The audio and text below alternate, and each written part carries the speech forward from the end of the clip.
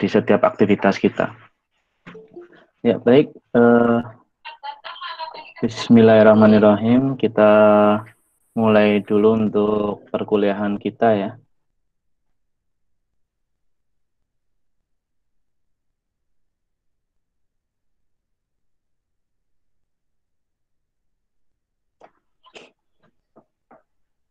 Ya, oke.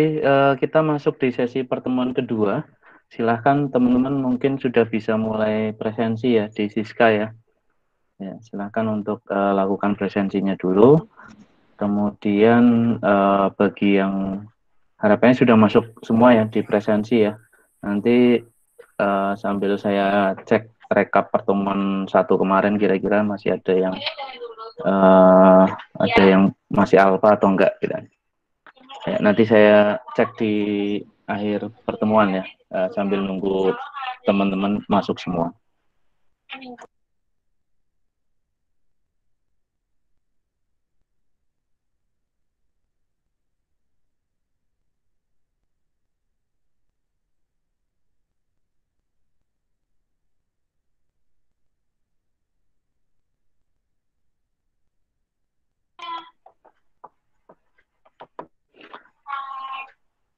Ya.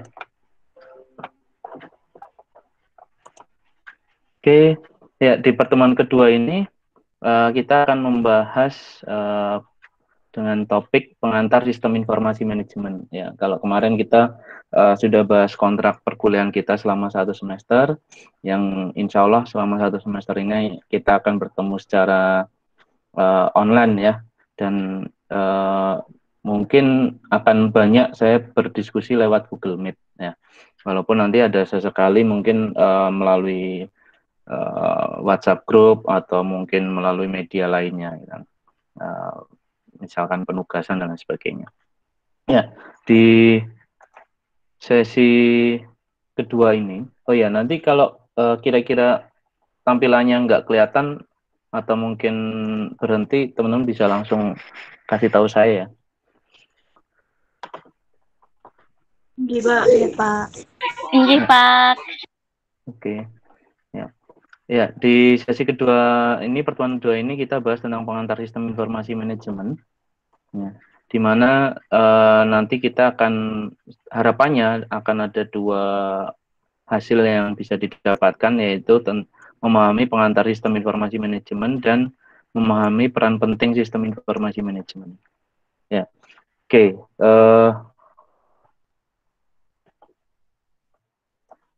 Sebelumnya mungkin saya ada sebuah gambar. Ya, ini ada yang tahu gambar apa kira-kira? Ya, mungkin saya coba Mbak Hanum ya, Hanum Salsabila. Halo, ada Hanum Salsabila? Ya. Kira-kira gambar apa ini Mbak Hanum? Gambar otak.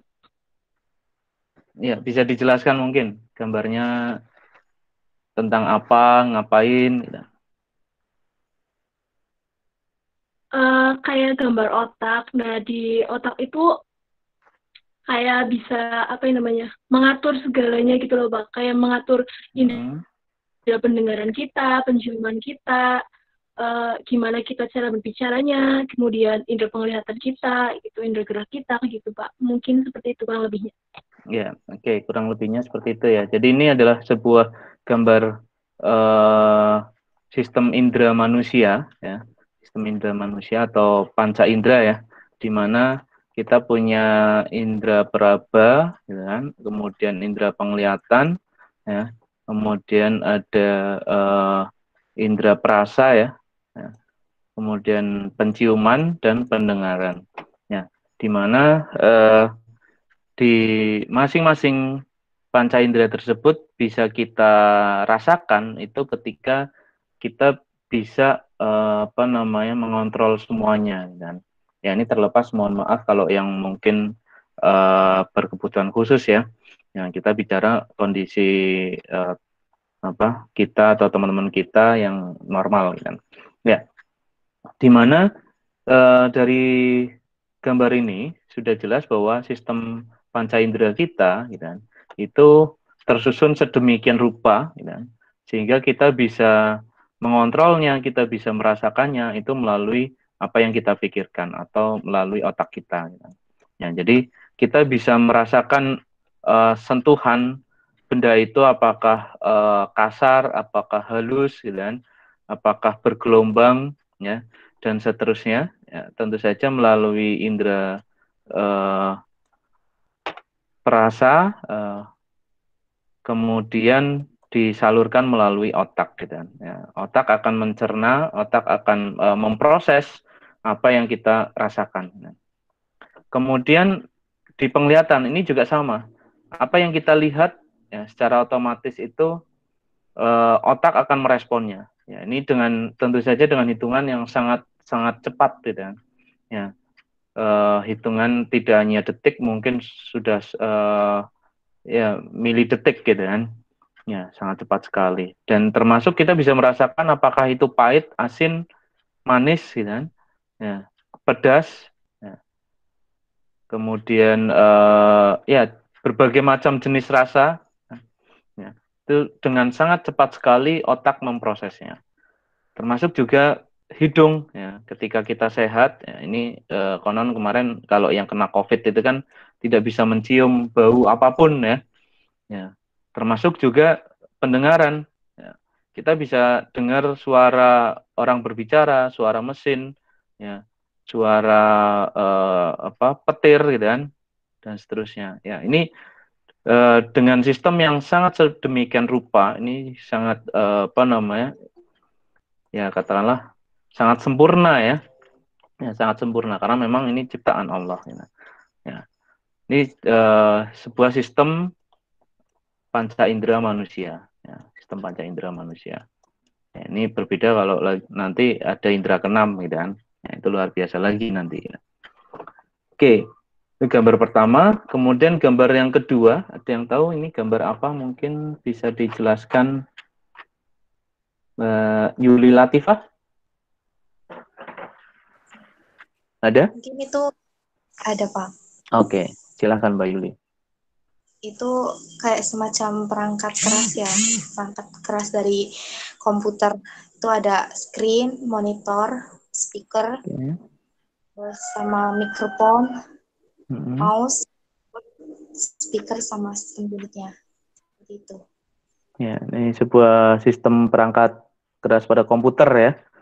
Oke, ya. Jadi saya kira teman-teman secara garis besar, ya walaupun bukan orang komputer, ini sudah sedikit banyak paham, gitu kan.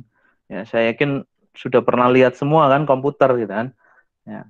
Dan saya kira juga sudah sering pegang juga, gitu kan, tidak hanya sekedar lihat, gitu kan. Berbeda kalau mungkin di ya mungkin 10 tahun yang lalu, gitu kan. Ya, saya pernah punya pengalaman, ya, saya pernah bekerja sebagai teknisi di salah satu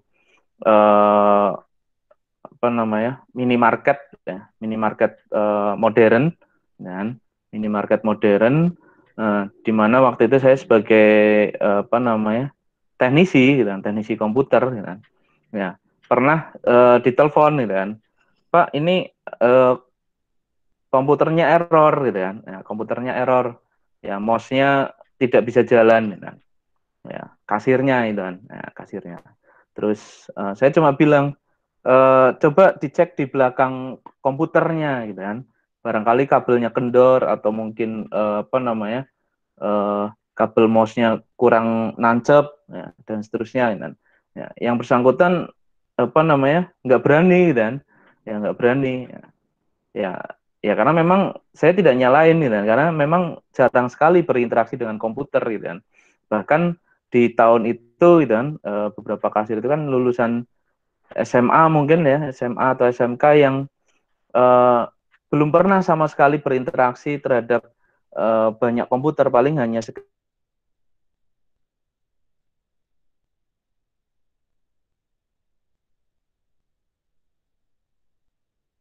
mouse-nya memang kurang nancep, gitu. Ya, sesimpel itu, gitu, sesederhana itu. Ya, itu 10 tahun yang lalu, gitu. Tapi kalau sekarang saya yakin teman-teman sudah terbiasa nancepin USB, nancepin kabel PGA dan seterusnya. Ya, karena trennya sudah beralih. Ya. Jadi secara garis besar apa yang ada di gambar ini saya kira teman-teman sudah terbiasa, dan secara umum teman-teman juga sudah bisa memahami bagaimana sebuah komputer itu bekerja. Nah, ini secara umum gitu kan. Nah, tapi nanti secara spesifik berbeda lagi gitu kan. Ya, seperti kita lihat di dalam sebuah gambar ini, ya, ini ada CPU atau Central Processing Unit ya, sistem unitnya, di mana semua instruksi komputer gitu kan, itu berpusat di CPU ini gitu kan. Ya, tempat di mana prosesornya itu dipasang gitu kan. Sama halnya tadi gambar yang pertama ya, gambar panca indera manusia ini CPU-nya ada di otak gitu kan. CPU-nya ada di otak. Tapi kalau misalkan komputer ya CPU-nya ada di sistem unit atau Central Processing Unit, di mana semua instruksi yang kita berikan akan diproses gitu kan. Kita instruksikan ngetik, nah, kita ketik nih misalnya IAIN Purwokerto, semuanya proses ada di laptop, ada di keyboard gitu kan. Ada di keyboard kita tuliskan IAIN Purwokerto. Ya. Diproses sedemikian rupa dengan cepat gitu kan. Ya, ini tergantung prosesor jenisnya, tingkatannya gitu. Ya, maka semakin tinggi misalkan Core i7 dibandingkan dengan Core i3 tentu akan lebih cepat dengan Core i7 ya atau i7 ya. Termasuk juga nanti ada RAM, ROM gitu kan. Ya, semakin besar RAM-nya juga semakin cepat prosesnya. Ya. Ketika diinputkan ngetik otomatis diproses sehingga dia akan menampilkan di layar gitu kan. Tanpa hitungan menit gitu kan, hitungan detik atau bahkan hampir sama dengan otak manusia tadi ya, hampir sama gitu kan. Ya, itu tampilannya secara cepat bisa dimunculkan. Begitu pula ketika musik, kita memutar musik entah itu dari YouTube gitu kan, atau mungkin dari playlist file MP3 dan seterusnya gitu kan. Ya, ini semuanya diproses ya. Nah, dan semuanya ini saling berintegrasi. Ya, ini sebuah sistem komputer, gitu kan? Ya, sebuah sistem komputer. Oke, garis besarnya tadi sudah disinggung oleh Mbak Yuli. Nah, sekarang gambar yang ketiga nih. Kira-kira ada yang bisa menjelaskan nggak? Ini ada infografis ya. Infografis tentang pertumbuhan ekonomi di Indonesia. Nah, kira-kira ada yang bisa menjelaskan nggak? Siapa mungkin? Rohmat Wardiman, ada?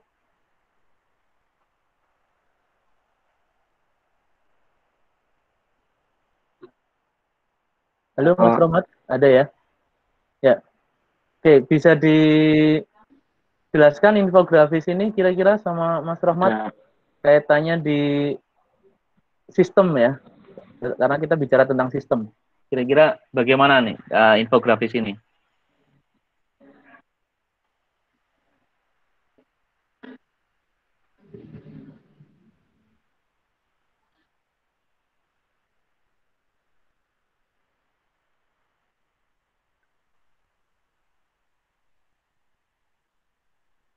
Gimana Mas Rohmat?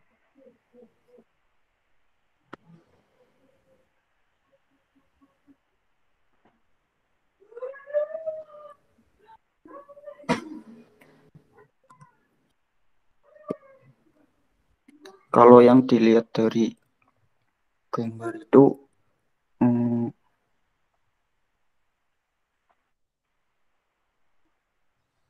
di pertumbuhan domestik bruto untuk triwulan ke berapa itu? Triwulan ketiga ke tahun 2020 mengalami penurunan.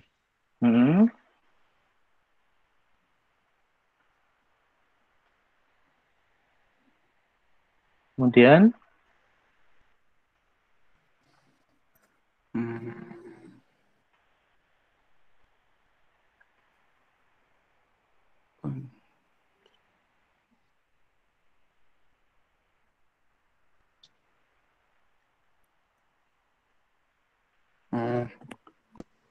Terus untuk kontribusi produk, untuk kontribusi PDB-nya paling tinggi berada di wilayah Jawa. Terus untuk yang terendah ada di wilayah Maluku dan Papua. Terus untuk penurunan pertumbuhan atau Maluku PDB-nya Papua juga ya paling tinggi.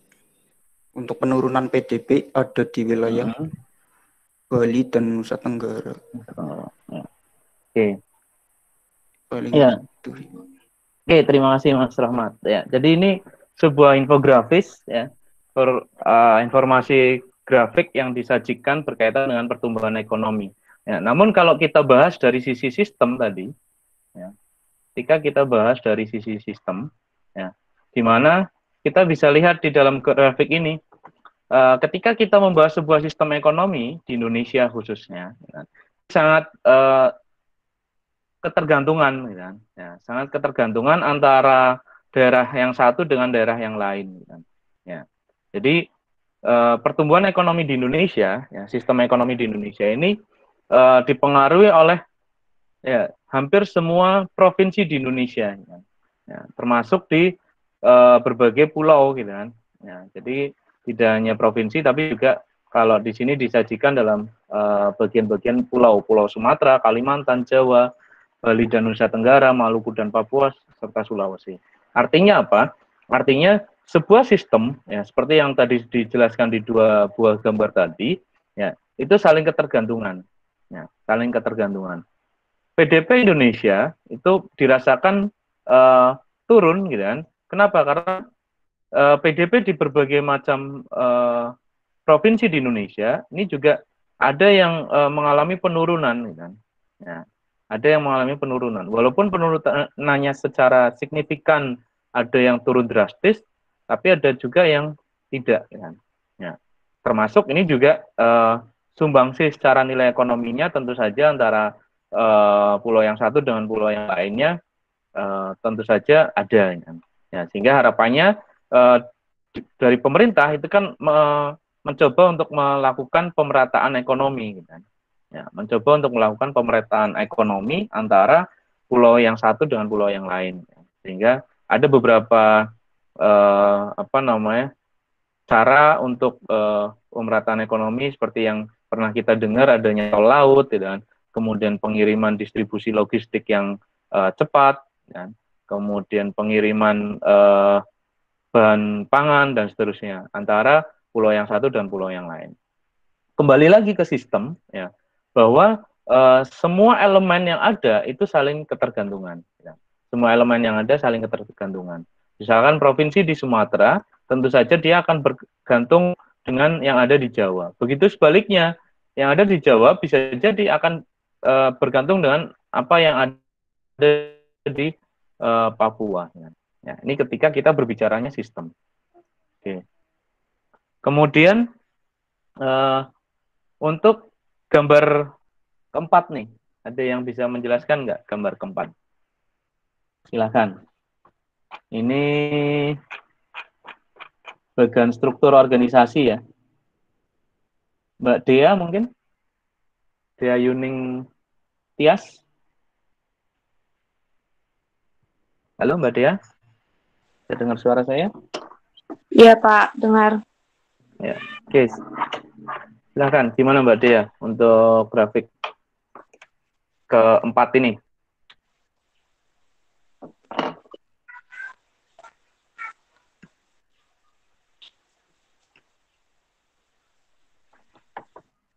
Kelihatan ya Mbak Dea ya?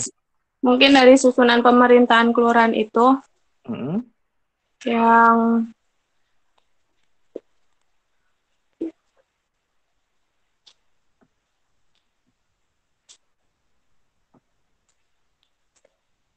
Oke, gimana Mbak Dea? terdapat bagian-bagian untuk setiap tugasnya seperti lurah itu sebagai pimpinan, kemudian yang kedua itu sekretaris kelurahan. Berarti untuk membantu lurah tersebut. Kemudian yang selanjutnya itu seperti kepala bagian pemerintahan, kepala bagian pembangunan, kepala bagian perekonomian, kepala bagian kesejahteraan, kepala bagian keamanan dan ketertiban itu tugasnya sama seperti sekretaris kelurahan sama LPM itu tugasnya sama, sedangkan untuk membantu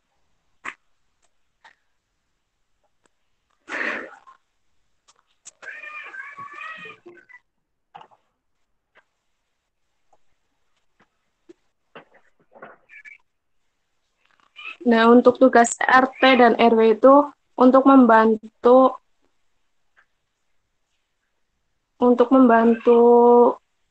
lurah untuk membantu tugas lurah tersebut. Kayak gitu, Pak. Tahu. Ya, oke.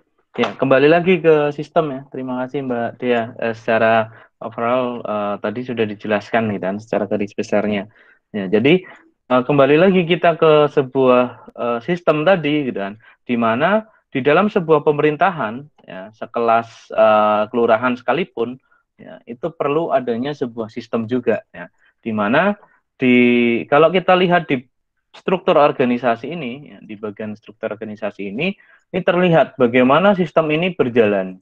Nah, bagaimana sistem ini birokrasinya berjalan.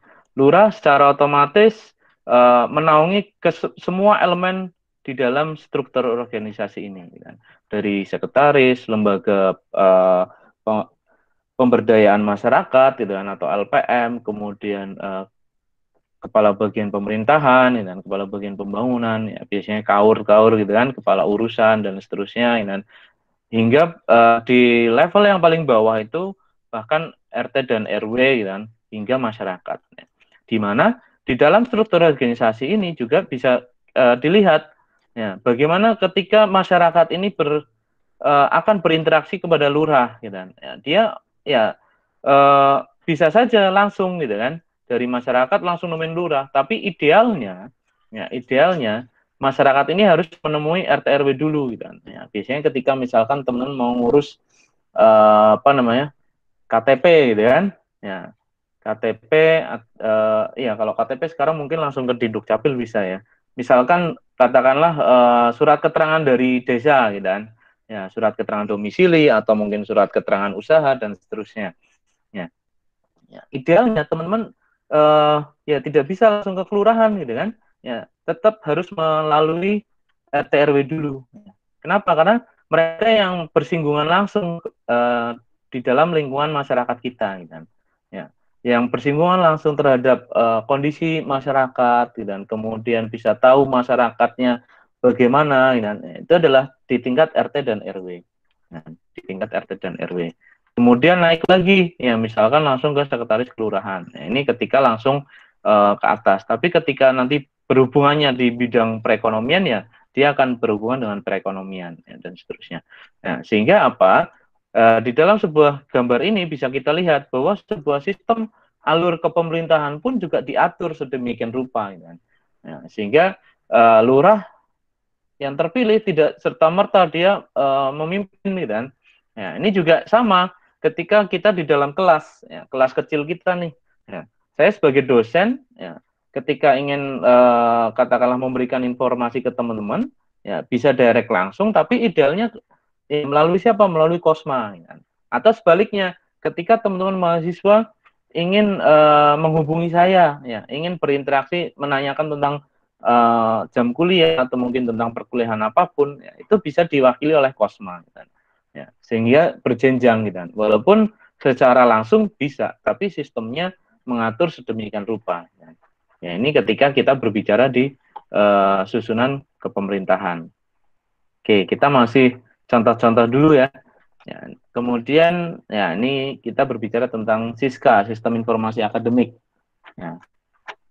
Mungkin siapa yang akan menjelaskan? Mbak Triani? Ada? Ada, Pak. Oke.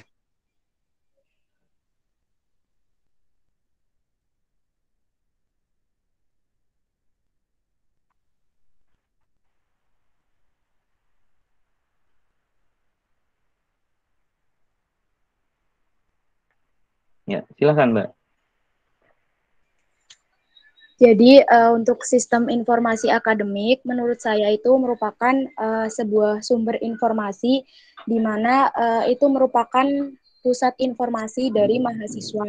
Kalau misalkan dari IAIN Purwokerto itu sendiri, kita punya sistem informasi yang kita kenal dengan Siska, dan di situ adalah pelayanan dari bagian administrasi rektorat untuk melayani teman-teman mahasiswa IAIN, baik itu masalah administrasi atau kemudian database dari teman-teman mahasiswa itu terbackup di Siska, seperti itu, Pak. Oke, ya. Ya, oke ya, tadi secara umum dijelaskan ya bahwa sebuah sistem informasi akademik IAIN atau disebut Siska gitu kan. Ya, disebut Siska. Ya, ini bisa menjembatani informasi yang ada di perguruan tinggi gitu kan. Ya, di IAIN khususnya gitu. Dan ini juga dari semua level gitu kan. Dari semua level semuanya terintegrasi di dalam satu buah sistem. Ya. Sehingga apa? Ini akan sangat membantu dalam pengelolaan data, gitu kan. Ya, kalau dulu mungkin sebelum adanya sebuah sistem informasi secara digital, ya mahasiswa, ya saya masih ingat waktu itu saya punya teman, punya saudara, gitu kan, kuliah di tahun 2000-an, gitu kan. Ya, ketika dia mau membayar SPP itu harus datang ke kampus gitu kan, ya harus datang ke bagian pembayaran, ya kebetulan ya dia kuliah di salah satu kampus besar juga di Purwokerto, ya di mana gedungnya ada banyak gitu kan, ya, gedungnya ada banyak, sementara dia katakanlah kuliahnya itu di gedung 5 misalkan, ya.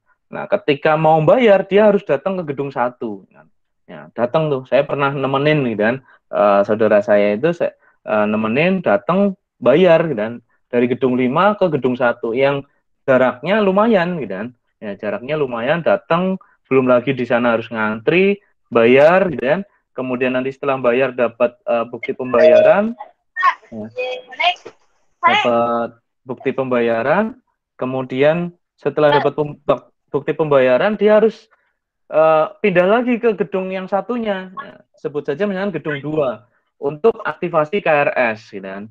Nah, aktivasi KRS sehingga dia bisa masuk di presensi. Ya. Nah, ini ya hal yang apa namanya masih konvensional sekali, gitu kan. Ya, belum lagi nanti sudah mulai kuliah, ya presensinya misalkan masih manual, ya presensinya masih manual, kemudian ya kadang ada dosen yang mungkin lupa gitu kan, lupa nyimpen presensinya atau mungkin lupa merekap dan ya berkasnya banyak banget gitu kan, ya sehingga akan mempersulit gitu kan, ya sehingga akan mempersulit si mahasiswa tersebut untuk bisa apa namanya cepat mendapatkan nilai misalkan atau cepat mendapatkan sebuah informasi. Ya, dengan adanya sistem informasi secara digital, ya, sebut saja ini sistem informasi akademik di IAIN yaitu Siska, ini semuanya integrasi jadi satu. Teman-teman mau bayar aktivasi KRS ya di situ, gitu kan. Kemudian dosen nginput apa namanya silabus juga di situ, sehingga nanti secara otomatis real time mahasiswa bisa tahu gitu kan, ya mahasiswa bisa tahu oh presensi saya dapat katakanlah 100% gitu kan, sebelum mengakhiri atau sebelum dosen itu menginput nilai, mahasiswa itu sudah tahu oh nilai presensi saya 100%, artinya saya bisa dapat katakanlah nilai A nanti di akhir kan. Ya, begitu pula nilai tugas gitu kan. Nilai tugas ketika dosen itu menginputkan secara real time juga mahasiswa sudah bisa melihat KHS-nya. Ya, ini kemudian adanya sebuah sistem gitu kan. Ya, kalau tadi kita bahas di gambar 1, 2 dan seterusnya itu adalah proses sebuah sistem itu berjalan. Ya, kalau di gambar ini kita bahas adanya manfaat dengan sebuah pengelolaan sistem informasi kan.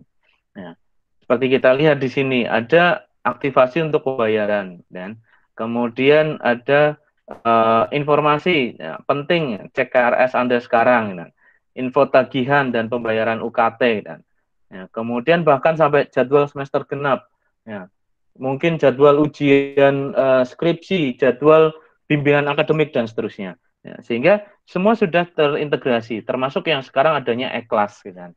Nah, ini e-kelas juga mulai dibangun, mulai banyak digunakan pada saat pandemi seperti ini, gitu. Dan itu semuanya terintegrasi menjadi satu. Ya, kembali lagi manfaatnya, tujuannya adalah kemudahan adanya pengelolaan administratif dari tingkat katakanlah dari tingkat program studi atau jurusan hingga fakultas bahkan hingga rektorat. Gitu.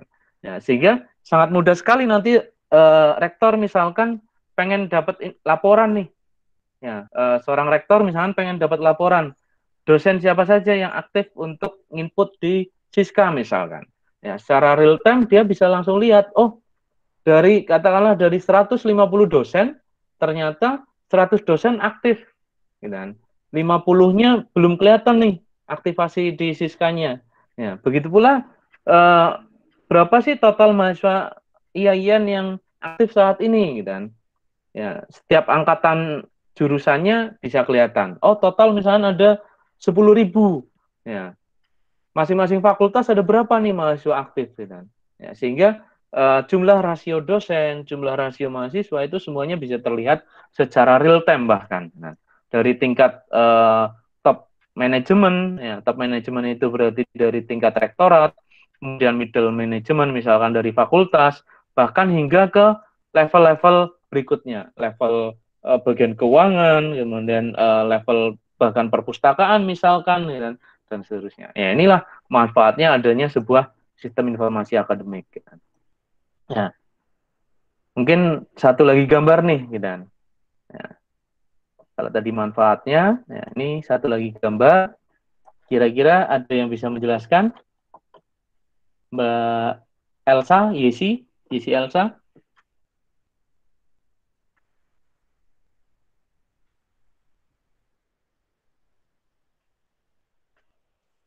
Halo, Mbak Ya, Yesi Pak. Elsa? Iya, silahkan. Ya, jadi menurut saya itu ada manajemen informasi sama sistem ya. Tanpa adanya suatu manajemen sistem informasi manajemen baik, sistem-sistem yang lain tidak bisa berjalan dengan baik, Pak. Oke, ada tambahan mungkin? Sistem manajemen informasi itu sangat dibutuhkan oleh para pelaku bisnis. Ya, mungkin seperti itu. Ya, oke, terima kasih Mbak Yesi Elsa.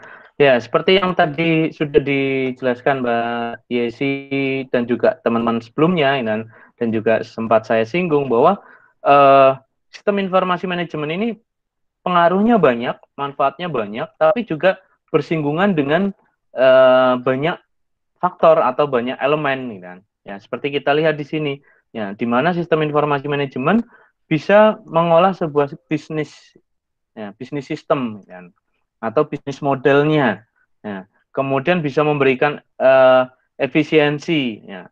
Namun juga sistem informasi manajemen, ya, ini bisa berubah sebuah software, ya, bisa sebuah software, ya, bisa juga terintegrasi dalam komputer, ya, yang diimplementasikan dalam sebuah komputer. Nah, mengolah apa? Mengolah data, ya, terintegrasi dengan hardware. Ya, tadi Siska ini, gitu kan, ya pasti ada yang namanya hardware-nya. Ya, hardware-nya apa? Gitu kan? Di servernya, misalkan hardware dari pengguna awal, misalkan siapa? Yaitu kita. Ya, saya sebagai dosen, kalian sebagai mahasiswa bisa mengakses hardware-nya melalui smartphone misalkan, atau melalui laptop, komputer, tablet, dan seterusnya. Nah, kemudian dari sisi servernya, ya, ada komputernya misalkan, ada PC-nya, gitu kan, ya, ada database-nya, gitu kan, ya, ada hardware-hardware lainnya, gitu kan, ya. Termasuk juga bisa untuk menentukan keputusan, gitu kan, decision, ya. Tadi contohnya misalkan bisa melihat mahasiswa yang aktif sama mahasiswa yang tidak aktif. Wah, ini mahasiswa sudah semester 6 nih, gitu kan, atau sudah semester 7. Ya, harusnya IPK-nya itu idealnya 3, di atas 3. Tapi semester 7 kok IPK-nya masih 1. Dan masih 1, IPK-nya. Ya, ini maka dari sisi fakultas, dari sisi prodi atau jurusan bisa menentukan kebijakan atau keputusannya. Ini mahasiswa mau diapain, gitu kan? Apakah diberi surat peringatan untuk memperbaiki IPK-nya, atau bahkan sampai diajukan untuk adanya dropout misalkan. Ya, jadi ada penentuan keputusan-keputusan berdasarkan informasi yang diperoleh, kan? Ya, berdasarkan informasi yang diolah, gitu kan. Tadi informasi misalkan jumlah masyarakat, gitu kan. Tadi kalau berkaitan dengan sistem pemerintahan, ya, RT RW ini bisa tahu, oh masyarakat miskin katakanlah ada sejumlah 10 orang, ya, di dalam satu RT. Ya, maka RT ini bisa langsung membuat sebuah keputusan atau kebijakan, apakah perlu disampaikan ke lurah, gitu kan, untuk mendapatkan bantuan, ya, atau bahkan bisa ditangani langsung oleh tingkat RW. Gitu. Nah, ini adanya sebuah decision atau keputusan, ya, bisa untuk menganalisis tadi, dan tentunya ada prosedur. Ya, prosedurnya tadi tingkatan-tingkatannya dari RT RW, ya. Kemudian saya juga sama tingkatannya, dari saya sebagai dosen, teman-teman sebagai mahasiswa, ya. Kemudian nanti ada tingkatan di atasnya misalkan dari jurusan, fakultas, ya, bahkan sampai nanti di operator dan seterusnya. Ya, ini gambaran-gambaran keterkaitan, keterikatan sistem, gitu kan. Ya, dari awal sampai akhir, kemudian elemen-elemen yang saling berhubungan, saling berinteraksi, ya, bahkan sampai dengan manfaat adanya sebuah sistem informasi itu sendiri.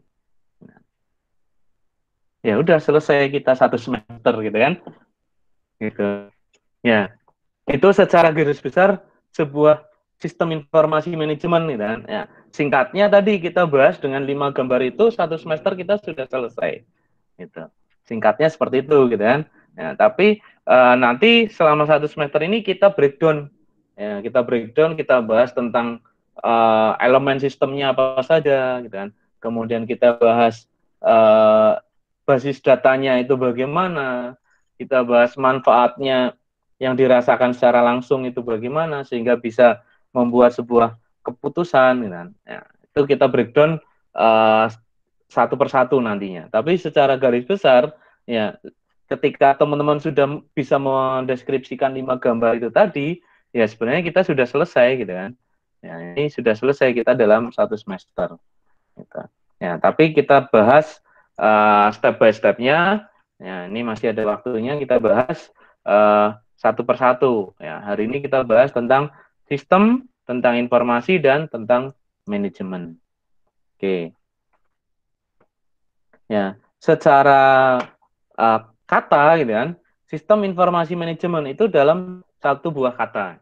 Tapi satu buah kata ini terdiri dari 3 kata, yaitu apa? Sistem, informasi, dan manajemen. Nah, kalau digabung menjadi sistem informasi manajemen, dia mempunyai makna sendiri. Dan, ya, tapi kalau kita breakdown berdasarkan kata, dan sistem ini suatu kumpulan. Dan, ya, kumpulan apa? Adanya unsur, komponen, variabel. Ya, tadi sistem panca indera manusia, kumpulannya dari apa? Dari hidung, mata, telinga, dan kemudian peraba, perasa, mulut, lidah, dan terorganisir, ya, diorganisir tadi di kelurahan misalkan diorganisir, panca indera manusia juga sama diorganisir, sistem informasi akademik juga sama diorganisir, dan dapat saling berinteraksi. Kita sebagai dosen dan mahasiswa saling berinteraksi. Saya dengan jurusan berinteraksi, kalian dengan jurusan berinteraksi, kalian dengan fakultas berinteraksi, saya dengan fakultas berinteraksi, dan saling tergantung satu dengan yang lain. Dan tentu saja terstruktur. Tadi terstruktur, ya. Mahasiswa ketika mau menghubungi rektor, ketika mendapatkan tanda tangan rektornya, ya terstruktur, nggak bisa tiba-tiba ujuk-ujuk gitu kan, bahasa Bimasnya ujuk-ujuk, langsung ke ruangannya Pak Rektor minta tanda tangan. Tidak, terstruktur, ya minta tanda tangannya apa, gitu. Ya, misalkan, oh tanda tangan di apa namanya, KRS atau KHS. Ya. Sistem sudah ada, kan. Ya, di mana bagian-bagian suatu sistem secara umum yaitu input, proses, dan jadi, kalau kita berbicara contohnya komputer, inputannya apa? Dari keyboard, kan. Inputannya apa? Dari mikrofon. Ya, ketika saya berbicara ini, ya inputannya apa? Inputannya adalah suara saya. Ya, suara saya inputannya kemudian diproses. Ya, diproses melalui apa? Melalui laptop saya, melalui internet, kan. Sehingga keluarannya adalah output. Outputnya apa? Output yang bisa teman-teman rasakan saat ini, kan. Ya, ini tentu saja diolah sedemikian cepat dengan durasi yang tidak hanya detik tapi juga super milidetik, gitu kan. Ya, oke, yang paling jauh di sini siapa? Apakah masih rata-rata sudah tinggal di Purwokerto semua atau paling jauh siapa ini di sini? Mbak Hanum di mana, Mbak Hanum? Trinia tuh. Oh, Trinia. Trinia di mana Trinia? Trinia. Trinia. Banten, Pak, tuh. Di Banten. Oke, ada Pak. di Banten. Ada yang lebih jauh lagi mungkin? Mbak Srinia Agustin di Banten. Yang paling jauh ada lagi? Nggak ada ya. Ya, Banten. Banten itu Kayaknya nggak kalau ada, Pak. Banten itu kalau naik kendaraan motor atau mobil berapa jam, Mbak Srinia? Kemana, Pak? Dari Purwokerto ke Banten. Waktu itu pernah naik mobil kayak seharian gitu, Pak. Seharian. Taruh kata maksudnya setengah hari ya, 12 jam gitu ya. Iya. Ya 12 jam. Artinya ketika misalkan ya sistem ini tidak diolah secara cepat, gitu kan. Ya, saya ngomong saat ini mungkin nanti Mbak Srinya baru dengar ya katakanlah jam 12 malam gitu kan. Ya, tapi sistem ini memproses sangat cepat sekali melalui apa? Melalui sebuah komputer, melalui sebuah internet, gitu kan. Sehingga real time, gitu kan. Seolah-olah kita berhadapan di dalam satu ruangan, gitu kan. Ya, padahal kita berhadapannya di dalam satu room Google Meet, gitu kan. Ya, inilah sebuah proses sistem, gitu kan. Ya, diolah atau diproses sedemikian rupa ya dengan sangat cepat, gitu kan, dan tentu saja mendapatkan manfaat. Ya, jadi ini tadi gambarannya ya, data atau informasi, gitu kan. Datanya apa ya? Ketika kita berkomunikasi, saya ngomong, datanya berarti data voice, gitu kan, data suara. Dan informasinya apa ya? Informasinya tentang perkuliahan kita, gitu kan. Ya, kemudian diproses. Ya, tadi informasinya gambar, diproses. Ya, diproses melalui sebuah Google Meet ini, room kita. Ya, teman-teman berpikir, gitu kan. Teman-teman berpikir, berproses, sehingga tadi Mbak Hanum misalkan bisa menjelaskan. Kemudian Mbak Yesi bisa menjelaskan. Nah, ini keputusan atau outputnya. Outputnya adanya interaksi. Nah, kemudian ya ini secara alurnya seperti ini. Ya ini berputar terus, kan. Sampai kapan ya? Sampai kita tidak membutuhkan informasi atau tidak membutuhkan data itu. Ya, dari data nih. Ya, data misalkan berdiri sendiri. Data katakanlah data mahasiswa nih. Ya, data mahasiswa itu berdiri sendiri. Satu mahasiswa punya satu data. Misalkan Mbak Hanum. Mbak Hanum punya data, katakanlah ada nama lengkap, kemudian ada apa namanya, alamat, name, kemudian nama orang tua, kemudian nomor handphone, email, gitu kan. Kemudian jurusan atau program studi, fakultasnya, gitu kan. Kemudian mata kuliah yang diambil dan seterusnya. Ya, ini data Mbak Hanum secara pribadi, dan kemudian mahasiswa yang lain, misalkan Mbak Dea Yuning Tias tadi, ya Mbak Dea punya data sendiri, gitu kan. Nah, kemudian data-data ini yang berdiri sendiri ya, diinputkan, gitu kan. Ya, diinputkan, kemudian diproses. Ya, diproses. Outputnya apa? Outputnya adalah satu kesatuan data informasi kelas misalkan. Oh, ternyata Mbak Hanum dan Mbak Dea ya itu mengambil satu mata kuliah yang sama. Apa? Mata kuliah sistem informasi manajemen. Ya, atau misalkan oh mengambil jurusan yang sama, gitu kan. Sehingga didapatkan sebuah informasi. Oh, ternyata dari data-data yang berdiri sendiri tadi antar mahasiswa, taruh kata ada 100 data dan 100 mahasiswa, sehingga bisa didapatkan informasi bahwa oh mahasiswa fakultas FEBI dan Fakultas Ekonomi Bisnis Islam IAIN itu ada 100 mahasiswa dalam satu angkatan misalkan kan. Nah, dalam satu angkatan di mana 100 mahasiswa ini misalkan terdiri dari 2 jurusan. Nah, 2 jurusan. Jurusannya apa? Jurusannya misalkan zakat, kemudian misalkan jurusan syariah dan seterusnya. Ini didapatkan satu informasi. Kemudian misalkan informasi ini mau diolah lagi. Oh, berarti data ini sudah menjadi sebuah data satu kesatuan utuh, diproses gitu kan. Ya, diproses lagi misalkan tadi data jumlah mahasiswanya 100 ya. Berarti diolah lagi datanya. Ya, diinput lagi, diproses. Oh, berarti dari 100 mahasiswa ini diproses untuk menghasilkan apa? Output. Oh, berarti butuh dosen, katakanlah 3 dosen untuk bisa memenuhi rasio. Ya, memenuhi 3 dosen. Ya, sehingga misalkan satu dosen dibagi masing-masing 30 mahasiswa. Ya, sehingga rektor bisa mendapatkan sebuah informasi, oh, dari 100 mahasiswa, ternyata ini harus terpenuhi ada minimal 3 dosen. Ya, ada minimal 3 dosen. Ini sebuah informasi. Kemudian diolah lagi data. Nah, begitu seterusnya muter-muter. Ya, sampai muncul sebuah informasi baru, data baru, informasi data baru, dan seterusnya. Ya, ini sebuah sistem. Nah, kemudian contohnya tadi misalkan kampus ya, ada masukannya, ada kurikulum, peserta, pengajar, sarana prasarana, prosesnya kita ada materi, media, evaluasi, ya. Keluarannya peserta dengan kompetensi tertentu. Nah, ya, ini adanya umpan balik ya, begitu seterusnya. Tadi yang sudah sempat saya singgung.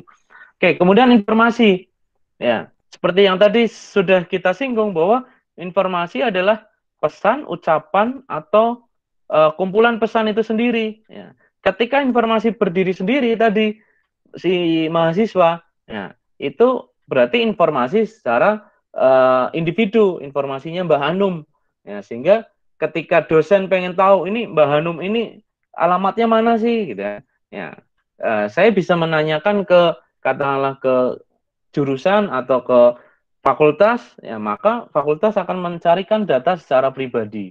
Nah, tapi ketika data itu diproses secara keseluruhan, berarti kumpulan pesan, gitu kan. Oh, ternyata mahasiswa yang saya ampuh di mata kuliah sistem informasi manajemen ada 47 mahasiswa, misalkan seperti itu. Ya, informasi dapat diartikan sebagai pengetahuan yang didapat dari pembelajaran, pengalaman dan instruksi. Tadi instruksinya apa? Oh, komputer instruksinya ngetik, gitu kan. Ya, maka informasinya didapatkan adanya tulisan. Ya, informasinya didapatkannya dari suara. Ya, instruksinya dari pesan ngomong misalkan, pesan berbicara. Ya, informasinya mendapatkan pesan suara, mendengarkan. Ya, ini sebuah informasi. Oke, kemudian kalau kita gabung sistem informasi adalah komponen dan elemen dari suatu organisasi yang menyediakan informasi bagi pengguna dan pengolah peristiwa atau data. Ya.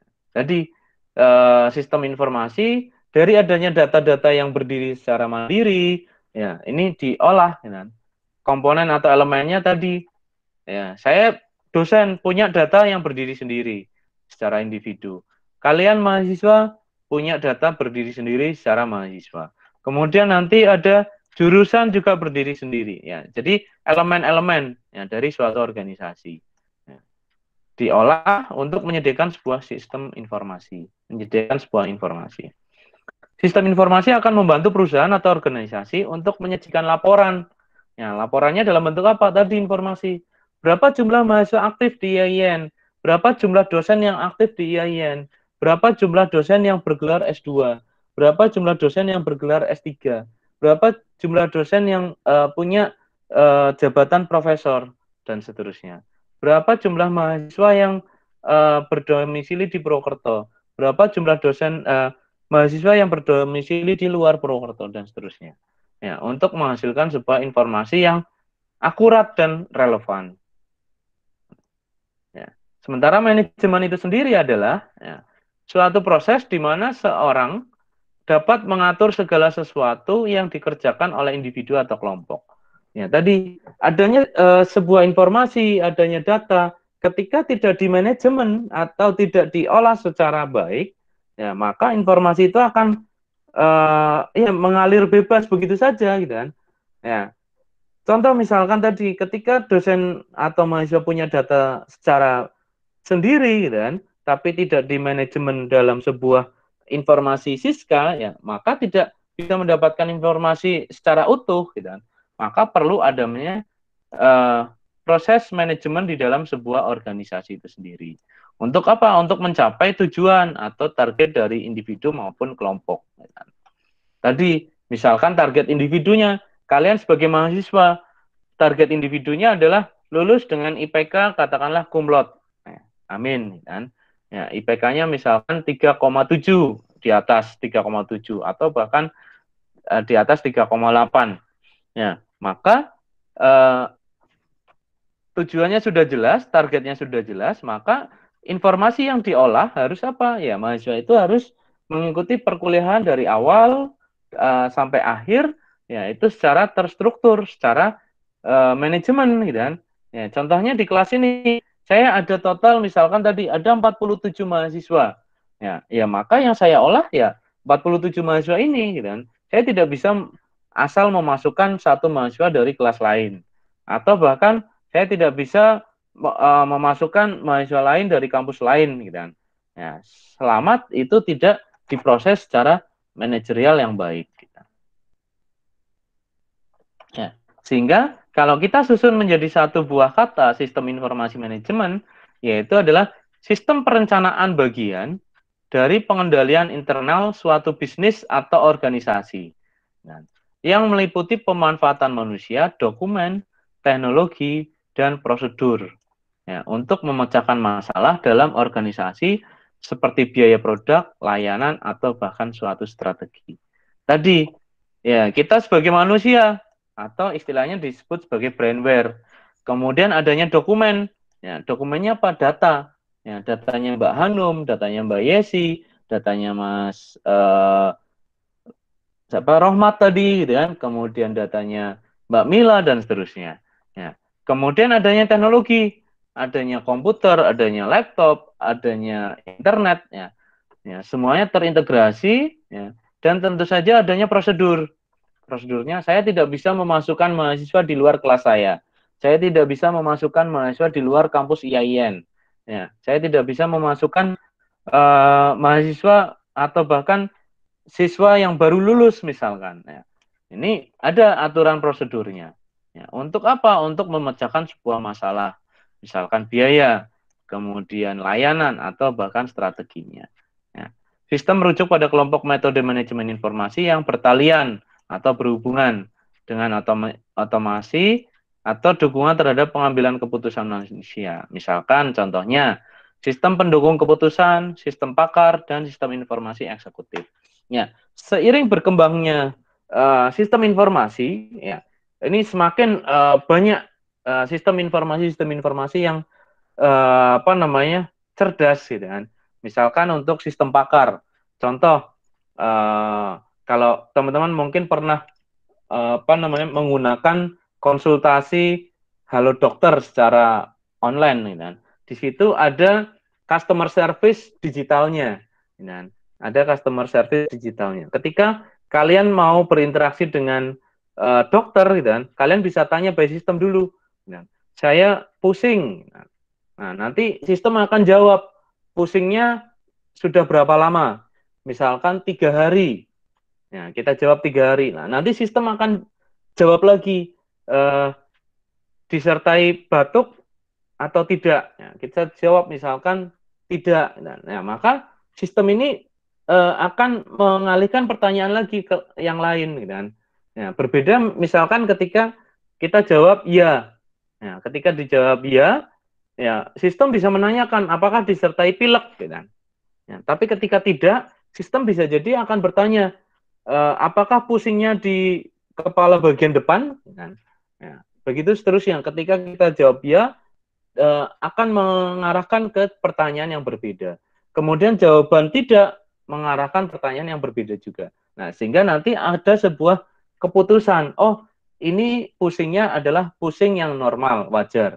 Ya, silahkan cukup dibawa istirahat, tidur yang cukup, gitu kan. Minum air putih yang banyak. Ya. Ketika misalkan 1 hari tidak hilang pusingnya, baru bisa datang ke atau menemui dokter terdekat, misalkan seperti itu. Tapi ketika tadi misalnya disertai batuk, pilek, ya nanti bisa jadi direferensikan, oh kamu harus meminum obat tertentu, misalkan obatnya disebutkan paracetamol atau mungkin obat pilek dan lain sebagainya. Ya ini sistem pakar, ya. Dan sistem-sistem yang lain, ya sebagai contoh misalkan kalau tanpa kita sadari nih, ya, sering nggak teman-teman misalkan, nah, di sini dari 47 mahasiswa yang hadir di sini, saya yakin 99% punya Instagram ya. Ada yang nggak punya Instagram? 90%, bahkan 99% saya yakin pasti punya sosial media Instagram. Sepakat ya? Punya ya? Sepakat. Iya, Pak. Ya, Punya, Pak. punya. Mbak Robianti punya ya? Punya. Punya. Mbak Nurul Kurota Ayun punya ya? Punya, Pak. Ya, saya yakin 99% itu pasti punya sosial media, at least sebut kita Instagram. Gitu. Ya, pernah nggak suatu ketika, misalkan nih, teman-teman, apalagi yang perempuan nih, wah, pengen nyari baju misalkan, atau pengen nyari sepatu, kemudian iseng searching di Google. Ya, iseng searching di Google, kemudian cari, katakanlah, apa namanya, sepatu olahraga gitu kan. Diketik tuh sepatu olahraga yang unik dan murah misalkan. Ya, diketik gitu. Nah, kemudian direferensikan banyak gitu kan.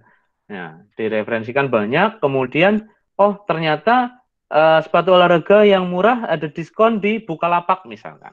Nah, langsung tuh kita misalkan masuk ke Bukalapak. Oh, ternyata setelah dicek Bukalapak ukurannya tidak tersedia. Ya, misalkan Mbak Nurul nih nyari sepatu ukurannya misalkan 36 sepatunya.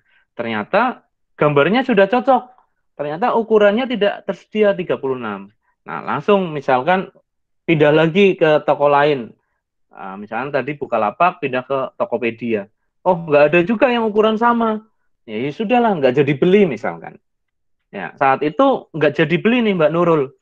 Kemudian ya taruh kata 1 menit atau 1 jam berikutnya, gitu kan, buka Instagram, ya, ya stalking lah, gitu kan, ya kan sering tuh gitu kan, ya stalking temennya atau mungkin mantannya, gitu kan, ya dan seterusnya, kan, ya cari, gitu kan, nah tanpa disadari nongol tuh iklan di situ, ya, pernah nggak ngalamin seperti itu, nongol iklan, ya, yang apa, yang mirip-mirip sepatunya, gitu kan, atau mungkin mirip sama jenis sepatu gitu kan.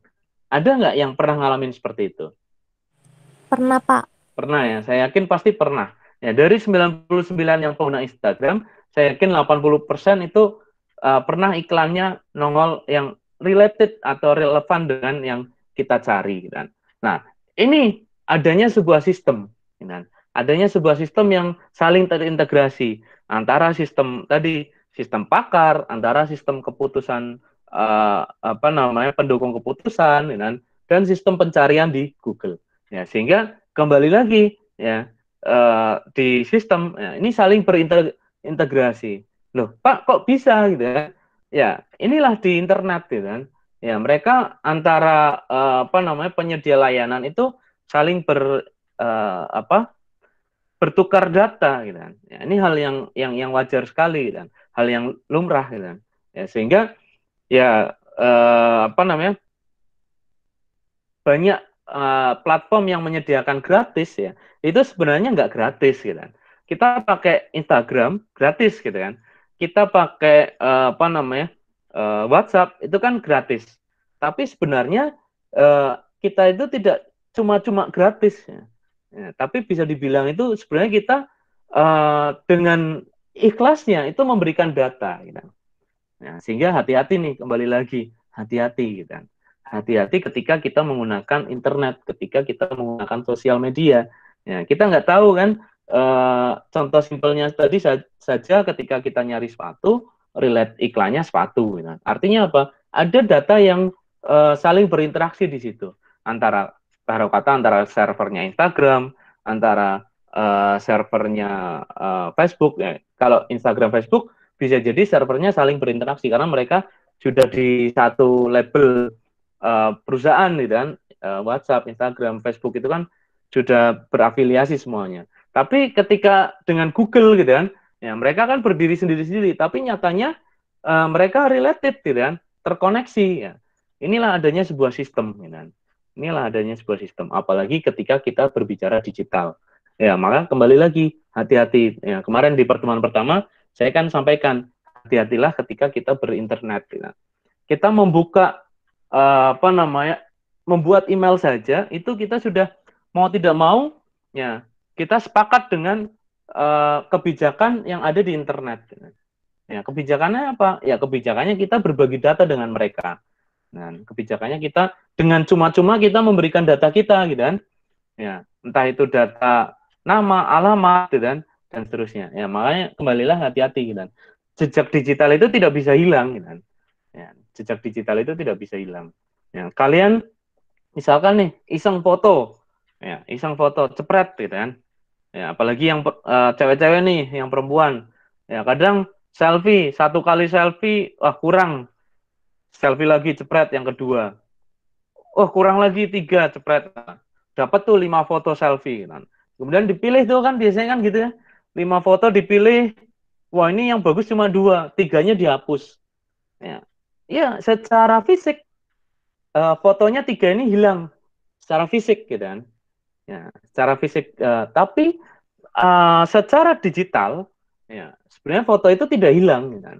Ya, tersimpannya di mana ya? Tersimpannya di RAM dan ROM itu tadi gitu kan. Ya, random access memory gitu kan. Ya, tersimpannya di situ ya. Selama berapa waktu ya? Ya bisa jadi selamanya ketika data itu tidak rusak gitu kan. Ya, sehingga hati-hati apalagi nanti ketika teman-teman sudah foto ya kan 1-2 tahun HP-nya dijual. Nah, secara fisik sudah dihapus gitu kan. Secara fisik dihapus tapi ya secara data dia masih tersimpan di situ. Ya. Nah, ini bahayanya ketika yang beli handphone orang iseng misalkan, orang nakal misalkan atau orang ya macam-macam lah ya. Ya, kemudian datanya di recovery, dipanggil ulang. Ya, bisa tuh kembali lagi gitu kan. Ya, kembali lagi. Muncul lagi foto 3 tadi yang sudah dihapus gitu kan. Ya, ini makanya kadang kita harus hati-hati dalam berdigital ria gitu kan. Ya, karena memang sistemnya sudah terbentuk seperti itu. Nah, gitu. Oke, sampai di sini ada pertanyaan dulu mungkin? Nah, ini juga ya nggak berasa kita sudah jam 5 aja ya. Sampai di sini ada yang mau ditanyakan dulu mungkin sebelum saya kasih Belum ada, materi Pak. untuk didiskusikan. Belum, Pak. Belum ada? Yakin belum ada nih? Kalau belum ada, ya saya yang nanya gitu kan. Ya, ini silahkan didiskusikan ya nanti ya. Ya, terserah.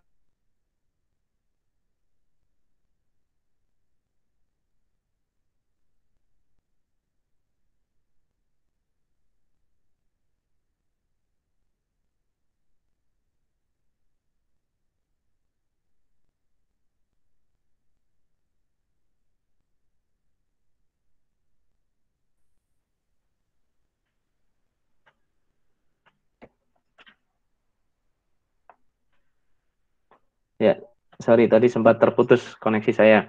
Ini sudah terlihat lagi ya? Sudah, Pak. Sudah, Pak. Sudah ya. Oke, ya ini silahkan nanti teman-teman bisa diskusikan boleh 2 orang, 3 orang, 4 orang kan. Ya, tapi jangan banyak-banyak ya, setidaknya 4 orang lah. Nah, bikin kelompok kecil-kecil silahkan saya bebaskan. Nah, ini ada prinsipnya hampir sama dengan yang tadi saya bahas gitu. Dari konsep sistem informasi manajemen, apa pendapat Anda tentang iklan yang ditampilkan dan muncul di akun pengguna Instagram? Sampaikan pendapat Anda dari 2 sisi, yaitu sisi pemilik konten dari iklan yang muncul dan sisi pengguna umum yang melihat iklan tersebut. Ya. Gitu. Tadi contohnya, saya contohkan ketika misalkan nyari sepatu gitu kan. Ya, iklan yang relate muncul itu kan tidak hanya satu iklan gitu kan. Bahkan kalau di Instagram itu kan ada iklan story gitu kan. Ya, pernah ya teman-teman lihat iklan story ya? Iklan yang muncul di story kita gitu kan. Kita lagi stalking teman kita di story-nya, tahu-tahu kita tap terus ada iklannya gitu kan. Nah, kemudian ada juga iklan feed gitu kan. Ya, iklan feed baik itu feed foto maupun feed video gitu kan. Ya, kemudian ini juga sama ketika kita lagi scroll ke bawah gitu kan. Scroll ke bawah lihat yang muncul di headline Instagram kita gitu kan. Kemudian muncul iklan yang sama juga relate juga dengan apa yang kita lakukan gitu. Dan iklan ini pasti akan berbeda. Ya, saya yakin pasti akan berbeda dengan Instagram saya, dengan Instagram kalian, ya, misalkan Instagramnya Mbak Kiki, Instagramnya Mbak Astuti, gitu kan, termasuk Instagramnya saya, semuanya pasti akan berbeda. Gitu. Kalaupun sama, gitu kan, kalaupun sama ya bisa jadi pencarian kita relate-nya sama. Gitu kan. Ya. Tapi saya yakin akan berbeda. Ya. Ya, jadi 2 iklan ini, gitu kan, kaitannya dengan sistem informasi manajemen, silahkan kalian tuliskan pendapat kalian. Besok kita bahas di pertemuan berikutnya, gitu kan, di pertemuan minggu depan. Ya, itu kira-kira kalau dari sisi pemilik konten dari iklan yang muncul, ya berarti si orang yang pasang iklan ya. Ya, kalau ini berarti the page track, gitu kan. Ya, si pemilik iklan kontennya. Kalau ini berarti ini apa nih? Laskote ya, Laskote. Ini spray ya, produk spray. Ya kalau tadi misalkan sepatu katakanlah Areo Street itu yang sering muncul iklannya itu kan kalau di Instagram saya itu Areo Street gitu kan. Ya, misalnya Areo Street atau mungkin Skechers dan seterusnya gitu kan. Ya. Ya, ini dari pemilik konten ya. Itu kira-kira apa nih yang didapatkan, apakah informasinya bagaimana, apakah keputusannya seperti apa, dan kemudian informasi apa yang dia dapatkan dan seterusnya kan.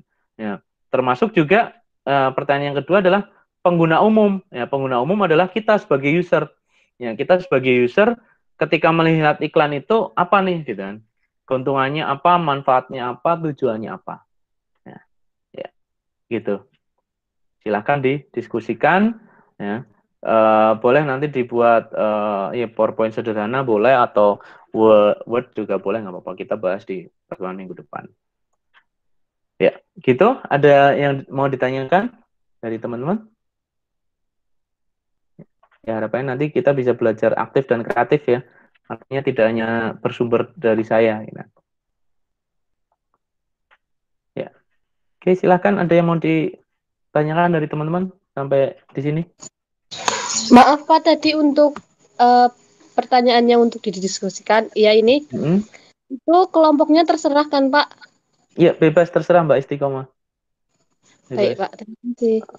Ya maksimal 4 orang lah ya, nah, biar tidak terlalu banyak. Nah, apalagi ini kan online gitu kan, susah juga kan untuk berdiskusi secara online. Mungkin nanti teman-teman bisa bikin grup WhatsApp kecil-kecilan gitu kan untuk mendiskusikan. Ya, maksimal 4 orang lah. Ya, kalau mau 2-3 orang juga boleh. Hanya untuk didiskusikan kan Pak, nggak ada laporannya? Ya, didiskusikan dan kita bahas minggu depan. Ya. Kita bahas minggu depan nanti mungkin saya tunjuk random juga kayak tadi gitu kan. saya tunjuk random kayak tadi, nanti boleh mau hasil diskusinya dipresentasikan boleh, atau disampaikan secara lesan juga boleh. Gitu. Ya, baik Pak. Terima kasih Pak. Oke. Ada lagi yang mau ditanyakan? Sambil saya cek. Tanya Pak. Iya, silakan. Iya, tadi kan dijelaskan Mbak kalau Kiki. misalkan ada iklan kayak gitu yang muncul, itu kan berarti kayak ada relate gitu antara dua media itu. Itu data kita sebenarnya berbahaya apa enggak ya, Pak? Terus itu sudah otomatis kayak kita menyetujui ya, Pak?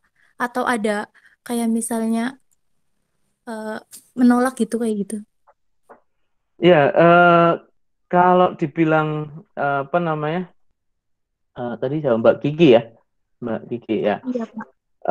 Kalau dibilang data kita berbahaya atau enggaknya, ya berbahaya atau enggaknya ya tergantung data kita diapakan gitu kan.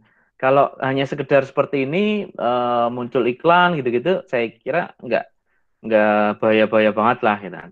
Tapi kalau disalahgunakan mungkin untuk kadang kan nggak tahu kalau teman-teman mungkin pernah dapat telepon asuransi enggak gitu kan, atau kartu kredit. Saya sering tuh nggak tahu ini dapat datanya dari mana, tiba-tiba telepon nawarin kartu kredit, telepon nawarin asuransi gitu kan.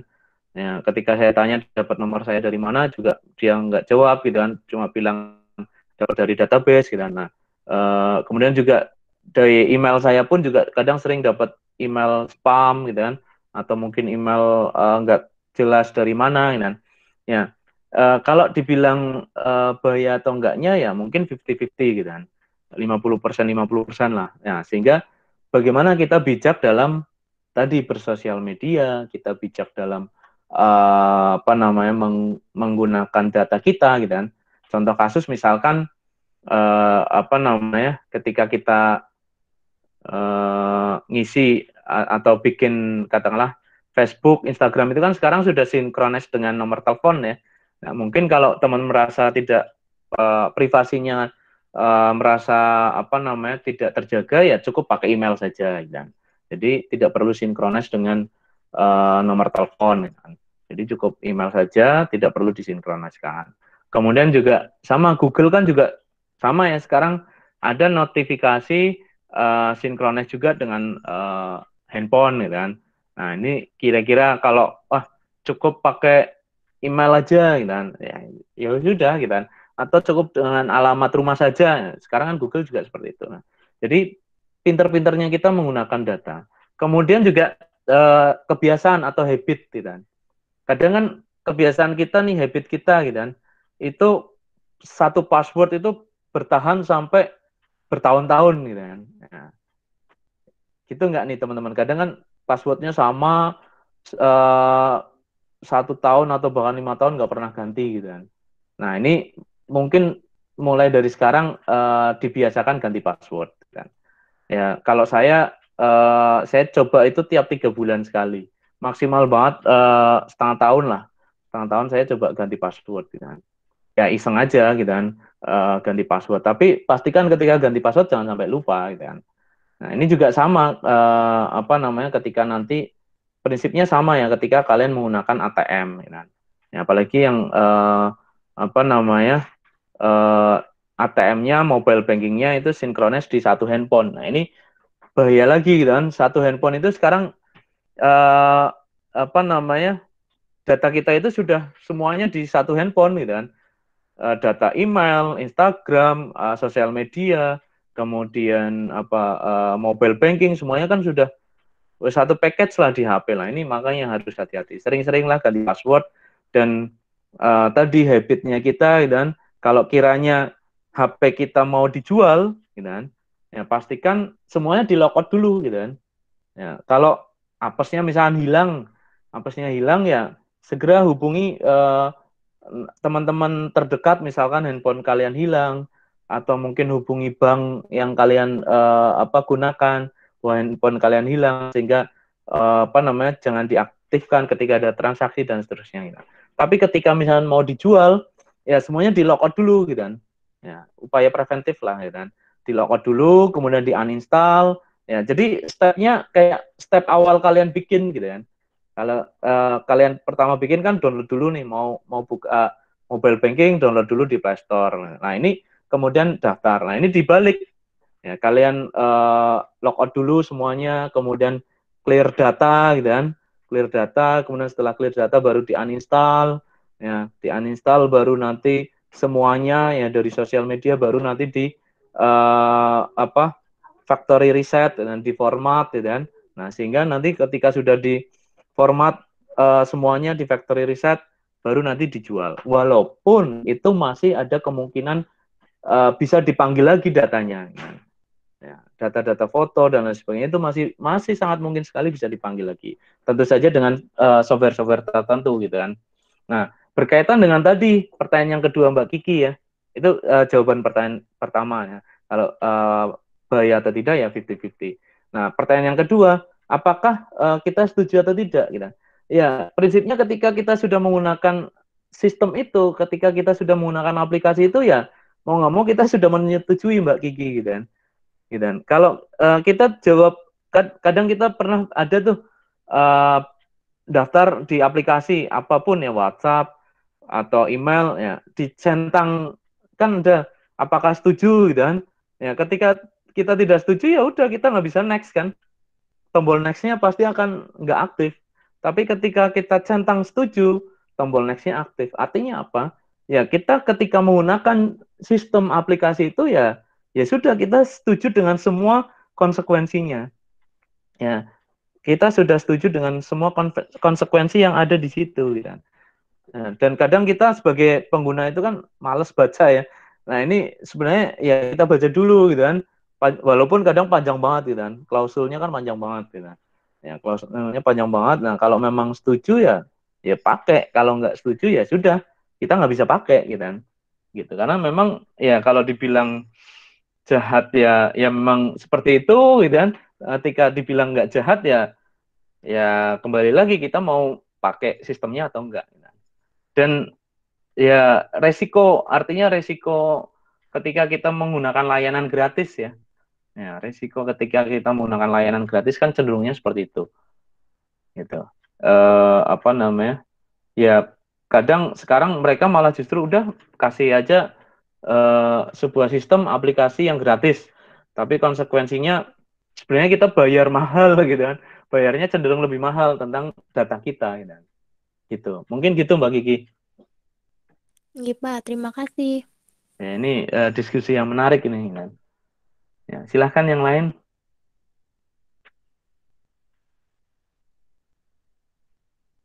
Ya, prinsipnya itu tadi ya hati-hatilah ketika kita intinya ketika kita buka apa namanya internet kan, kita buka internet itu ya sudah semua data kita itu sudah otomatis terkoneksi gitu kan. Ya, terkoneksi gitu kan. Ya, kalau kita berbicara ada di digital forensik gitu kan, di ilmu keamanan jaringan dan sebagainya itu ada banyak jenis-jenis istilahnya gitu kan. Ada nanti data scraping dan kemudian ada bahkan juga ada virus itu. Saya lupa nama virusnya itu. Ketika komputer kita kena virus itu gitu kan, maka semua datanya itu langsung diambil sama dia gitu kan. Ya, kita masih bisa menggunakan datanya, tapi secara otomatis datanya diambil tuh semua data yang ada di komputer itu gitu. Nah, kemudian mereka akan email kita minta tebusan gitu. Minta tebusan bahwa data itu tidak akan dijual belikan sama mereka. Itu pernah ada satu kasus yang apa namanya kena virus semacam itu gitu. Ya, kemudian juga pernah juga saya baca ada sebuah apa namanya berita gitu kan, ya kalau orang istilahnya internal dari sebuah bank itu melakukan sebuah kejahatan gitu kan, sebuah kejahatan ngambil apa namanya Rp1 gitu kan, ambil Rp1. Kadang kan kita kalau di rekening kita nggak ngeh ya. Kadang kan misalnya nominalnya sisa saldo katakanlah 1.520.517 gitu kan. Ya, kan kita nggak lihat fokus di belakangnya nih 17 2 digit di akhir gitu kan. Ya, saya pernah baca sebuah kasus itu ternyata ada oknum perbankan yang ngambil Rp1 dari setiap nasabah gitu kan. Ya, setiap nasabah, misalkan nih di sini ada 51 orang, diambil Rp1 gitu kan, itu kan sudah dapat 50 berapa? 51 gitu kan rupiah gitu kan. 51 rupiah. Bayangkan ketika ya satu RT, satu RW atau bahkan satu kecamatan mungkin udah jutaan gitu kan, atau bahkan mungkin udah miliaran gitu kan. Gitu. Terus juga pernah ada film gitu kan. Kalau mungkin teman-teman suka nonton film gitu kan, kadang kan ada film-film yang relate sama teknologi gitu kan. Saya agak lupa filmnya apa. Ada seorang anak muda gitu kan. Dia sukanya foto pakai apa kamera PC gitu kan. Ya, sukanya foto dan apa namanya suatu ketika dia fotonya terlalu berani gitu kan, menggunakan foto laptopnya dan ternyata apa namanya jaringan internet di rumahnya itu disadap gitu kan. Ya, jaringan internet di rumahnya itu disadap dan yang nyadap ini bahkan sampai bisa ngambil fotonya apa namanya si tokoh ini gitu kan. Ya, saya lupa nama judul filmnya ini. Itu ya di teknologi sekarang sangat mungkin sekali gitu. Related semacam itu sangat mungkin sekali gitu. Ya sehingga ya hati-hatilah gitu. Ya, kalau teman-teman suka nonton film science fiction itu kan bagus-bagus. Ada misalkan film apa namanya The Real Player One gitu kan. Itu kan tentang interaksi maya ya. Interaksi maya, saya ada di sini, dia ada di negara yang berbeda, tapi bisa berinteraksi secara apa layaknya secara real, bisa apa namanya seolah-olah bisa memegang tangannya dia dan bisa apa namanya berinteraksi langsung gitu. Walaupun hanya sekedar menggunakan apa namanya kamera virtual gitu dan pakaian tertentu gitu. Ya, tapi di dunia nyata saat ini itu hal yang sangat mungkin terjadi. Ya, kembali lagi ke data tadi ya harus hati-hati gitu. Gitu Mbak Kiki dan teman-teman. Ada lagi mungkin pertanyaan?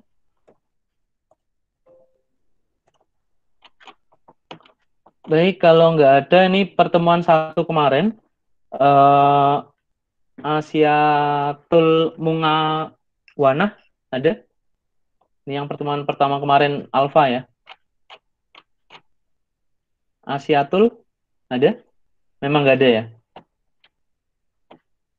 Oke. Sikron ada? Halo teman-teman masih bisa dengar suara saya ya? Bisa, Masih, Pak. Pak. Masih, Pak. Masih, Pak. Oke. Masih, Pak. Nailul Minan? Nggak ada. Vina Mawadah? Pak, saya ada, Pak. Nailul Minan ada ya? Ini pertemuan satu kemarin masuk nggak, Mas? Masuk. Masuk ya. Oke, saya klik hadir. Nuri Vina? Hadir, Pak. Hadir ya. Takibul? Hadir, Pak. Oke. Zulfi IC Mustafa?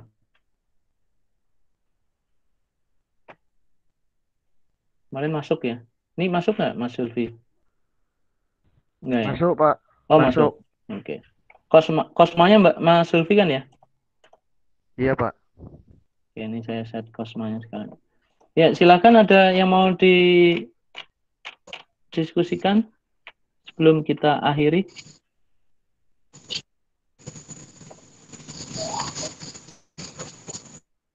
Pertemuan kedua, saya cek sekalian. Ini ada yang masih alfa mungkin. Miftahul Huda, hadir? Hadir, Pak. Hadir, ini belum absen ya tadi ya?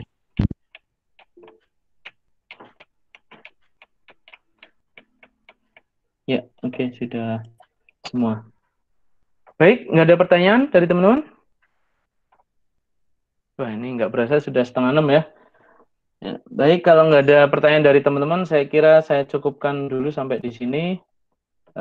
diskusi kita hari ini ya. Saya cukupkan dulu, kurang lebihnya saya mohon maaf. Semoga bermanfaat bagi kita semua dan tetap jaga kesehatan ya, jaga kondisi tubuh. Semoga kita selalu dalam lindungannya. Amin. Baik, terima kasih. Sampai ketemu minggu depan. Saya akhiri dulu. Akhir kata, wassalamualaikum warahmatullahi wabarakatuh.